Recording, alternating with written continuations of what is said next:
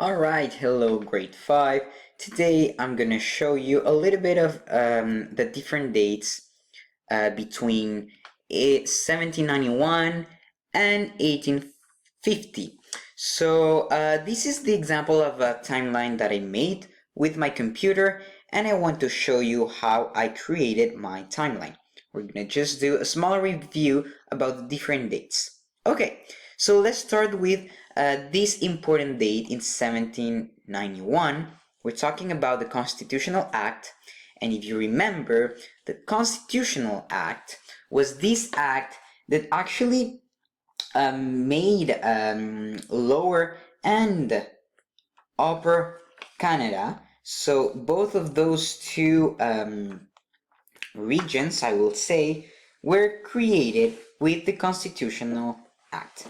Thanks to the Constitutional Act, we can now have these two different territories because the Loyalists came on that specific date. Alright? After that, a lot of things happened, and we stayed and we continue with those two territories of Lower and Upper Canada.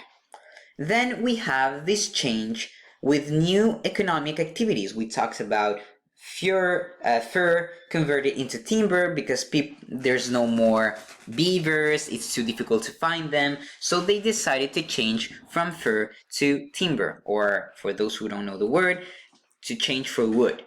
So economic activity changes from economic activities, less artisans, a little bit more of different things, new economic activities as such. For example, we talked about how people live in the city, how people live in the countryside, how they actually live in those two places. So this is the whole step or the whole period of time that those changes took place, and we have new economic activities. At the same time, we have new British immigrants that arrived to Lower and Upper Canada, so that changed the population because we have more people speaking English. With time, more things happen, and we already talked about the difficulties in politics because there was no responsible government. So because there was no responsible government, this caused the rebellions in 1837 and 1838. So with the rebellions, Les Patriotes, they wanted more representation in the assembly chamber, so they started the rebellions. After that, you remember that Lord Durham came and he proposed two things. He gave two recommendations. So the first one was the Union Act in 1840. With the Union Act, Lower and Upper Canada were no longer two different regions or territories. It became a united Canada. So it was the United Canada that was formed because of the Union Act. After that, people actually gained the responsible government 8 years after, because people, not only people, but the Assembly Chamber could choose or could elect, more specifically, the Legislative Council. So the Legislative Council was elected and chosen by people and by the Assembly Chamber. And then we're talking right now about industrialization in 1815. 1850 is the beginning of this big part of human history, the change from artisans to machines. So people need to produce more and more goods because people have more and more needs. All right, so this is an example of our timeline. This week, you will have to create your own timeline. Cette semaine, tu devras créer ta propre ligne du temps.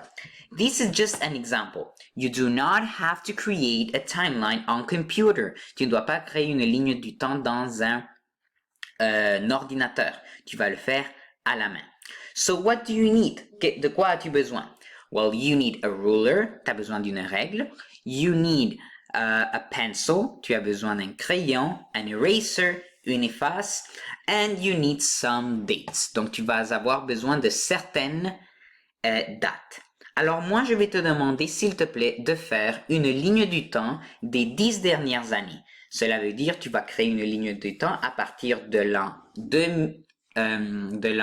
2010 jusqu'aujourd'hui, on va aller jusqu'au 2020. Donc, je m'attends à quelque chose comme ceci. Donc, je vais juste créer une frise nouvelle et je vais aller changer ici, en fait, mes dates. Je vais juste te montrer à quoi je m'attends. Donc, je m'attends à une ligne du temps à partir de 2010 jusqu'à l'année 2021.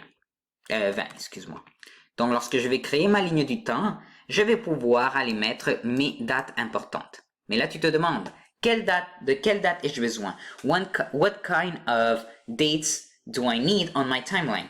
Well, that's your decision. You will have to choose 6 different important events that happen between 2010 and 2020. Tu devras chercher et trouver 6 différentes dates importantes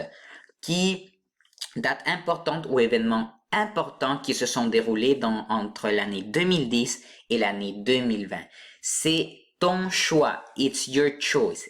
C'est ton choix d'aller trouver les dates que tu veux, mais ça doit être des dates importantes. Important events. Tu dois en trouver des dates importantes. S'il te plaît, ne mets pas une date comme par exemple le jour que j'ai perdu ma dent. Non, on va aller chercher un événement historique. Peut-être que ta dent, elle est historique, mais pas pour cet exercice. So please, find important events and important dates. So you'll have to search for 6 different events. I repeat, 6 different events. 6 différents événements et tu vas créer une ligne du temps avec une règle, un crayon à la mine, une efface et des couleurs. And I need colors. I need a good work. J'ai besoin d'un travail appliqué. Ça va être ton activité de cette semaine.